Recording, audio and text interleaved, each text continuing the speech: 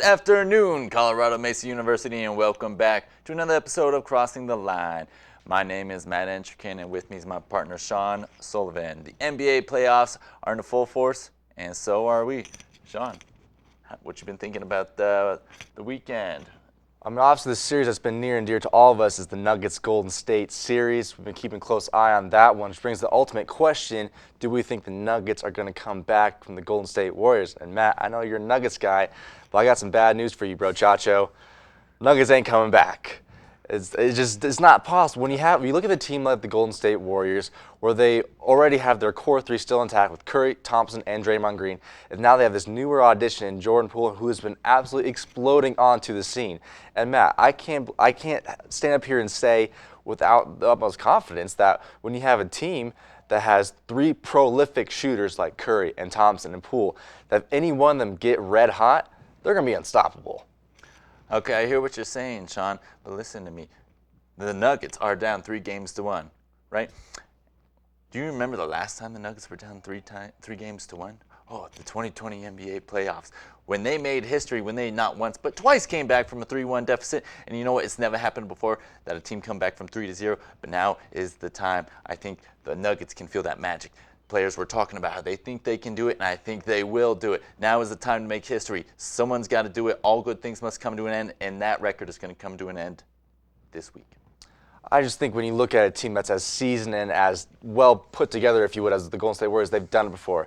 They can do it again very easily. It's just hard to see that a team as young, still the relatively young core of the Denver Nuggets, an inexperienced team for the most part. I mean, they have Jokic, who's been in the playoffs a couple times before, but they just don't really seem to have the character that you need to go deep in the playoffs. I will say this much. This is my last thing.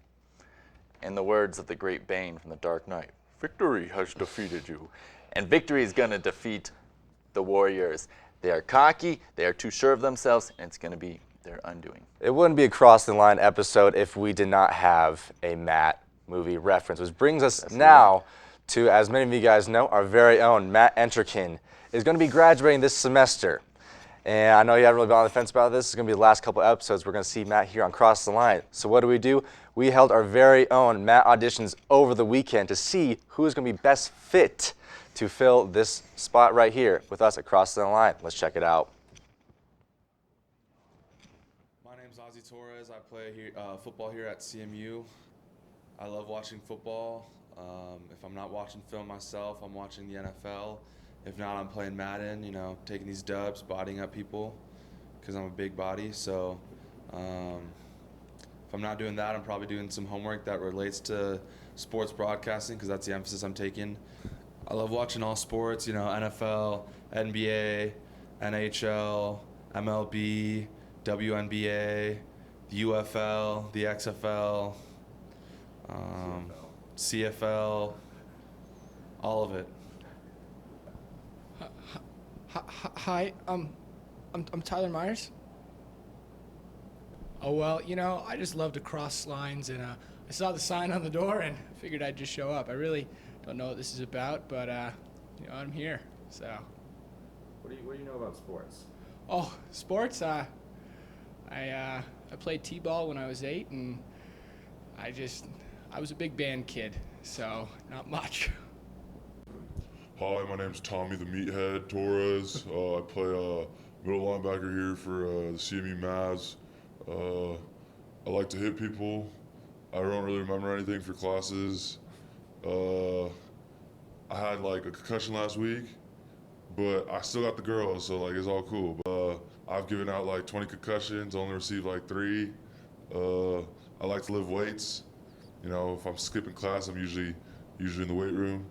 When I'm eating dinner, I eat everything, including the plates, because I'm built different, and none of these people could stop me. I've gotten in trouble with the school because if people walk in front of me, I just lay them out. It's not my fault, I just gotta show everybody else who's the dominant one. If I'm not doing any of that, I'm probably at home just shotgunning beers, getting ready for practice. Yeah, my idol is George Kittle because he talks about smashing his head on the walls all the time before practice and stuff, so I go a little bit extra and I just try to jump through a wall. But, yeah. To show my dominance to the young guys who are coming in, I like to, piss on them, show them who's dominant. you know. And, you know, maybe I'll poop in their helmet once in a while, you know, just to really show them who's guy. I know this is really scripted, but, like, my memory's not that good, so... Wait, what was the question? I'm Gunnar. I'm a senior here, and I run track and field for Mesa. Who's Matt? Good afternoon. Matt, did you like that one? Ryan Biller, 6 feet tall, 190 pounds. Talented. Handsome. If you could change the show, what would you do? I would personnel change primarily. I mean, Matt, I keep you, of course, you know what I mean? Matt, you're great, and, you know, just really funny, and you bring a lot to, I think, the show. And, I mean, the energy's great, and, you know, you're a good-looking guy, and Matt, I'm glad to have you. I mean, you're great to watch. I think, you know, you really are what works about this show. So I hope that can keep going, you know. Or try. What do you think of that mask when you graduated from the show? How does that make you feel? That you realize he's leaving. I mean, I'm sorry. Excuse me. Just trying not to, you know, get emotional. You know what I mean? It's gonna be hard. I think it's one of those things where somebody needs to step up. You know, because if it's just one-sided, you know, it's like, it's gonna be really, really hard for when Matt leaves. And, but there's, you know, certain people I think on the cast, you know, other than Matt, that I think, I don't know. I don't want to say that they're bad at their job. What about Sean? Who? Sean, the other co-host. You know, it's, you know, I mean, there's, coward is the first word that's coming to mind. Weak. What's a nicer way to say dead weight? It needs to be cut from the show. What's another way to say degenerate? Como said he'd say if he got hit by a bus, it wouldn't bother me that much. If I never saw him again, I mean, I don't want to say into the word that I'd be thrilled necessarily, but yeah, you know, something along those lines. A synonym of thrilled, if you have one of those. Off the record, yeah, I don't like him. His face is just a bummer, man. If I was going to be handing out superlatives, I would, you know, award him human depressant. I just think it's, you know, it's disrespectful to the viewers and the dedicated fans of the show when there's these major appearance changes halfway through the season. I mean, you show up with a nose ring and expect fans not to notice or be thrown off, or it's more difficult to listen to what you guys are trying to say. I mean, Matt does a great job of anchoring, you know, the content back and keeping it tethered to a place where we can stay tuned. But I mean, you come in with this huge nose ring that everyone's looking at, and I mean, it's just, I mean, the glare on the camera and whatnot, it's just hard to pay attention. So, but Matt is great, looks really good on camera, talks, I mean, just a good looking guy, and really seems like he knows what he's doing. And so I think in that regard anyway, I mean, yeah, Matt is really what makes this show work. Matt, did you hear what I said earlier? Yeah.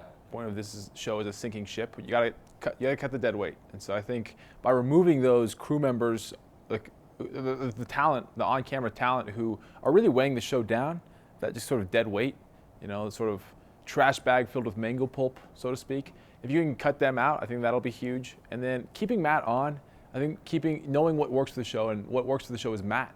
And so doing that, and then maybe definitely bringing me on to enhance and bolster what the show's trying to do. I mean, I think that's going to be absolutely critical. But yeah, I think cutting the dead weight, Sean, just the dead weight in general, primarily Sean, I think that's going to be important. So, hey, is that good? I'm still getting paid, right? Yeah. Okay, great.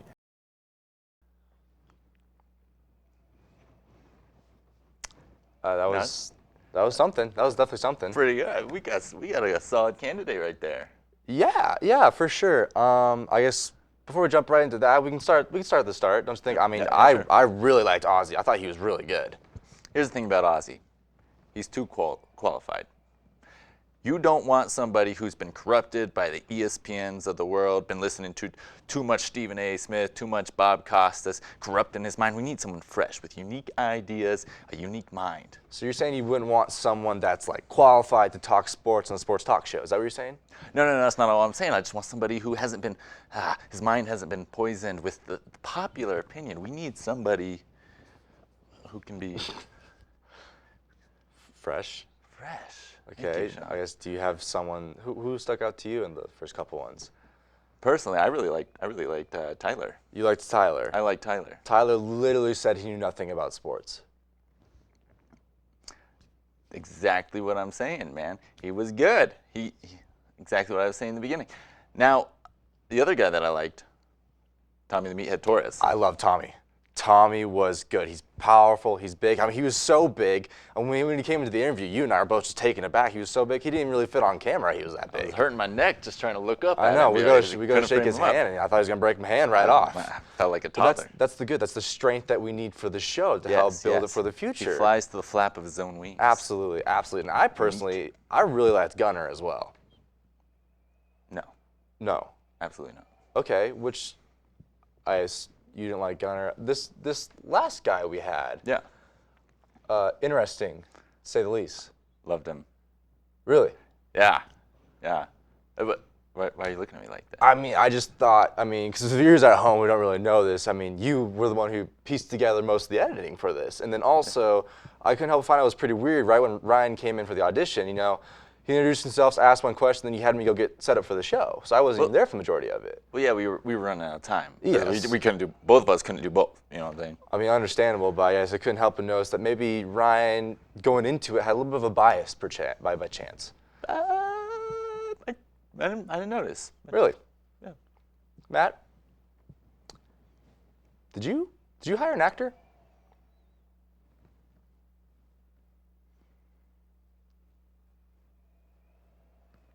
No.